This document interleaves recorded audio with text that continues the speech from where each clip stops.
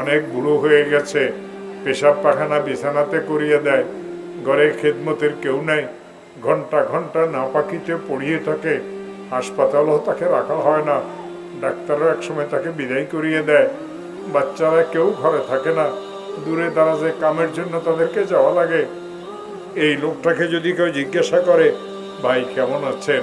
কাঁদে আর বলে, কেমন আছেন জিজ্ঞাসা করিয়েন না,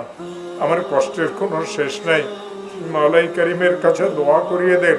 আল্লাহ যেন ঈমানের সাথে আমাকে তলব করেন। সন্তানদেরকে যদি কেউ জিজ্ঞাসা করে, বাবা তোমার বাবার কি অবস্থা,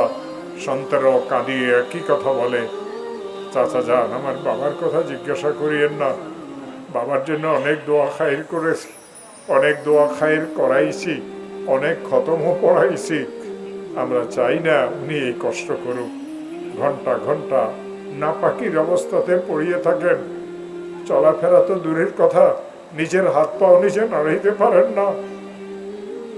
কাম্মিন সাকিমিন ইয়াগীসু মিনাদ দাহরি, কঠিন দুরারোগ্য ব্যাধি নিয়ে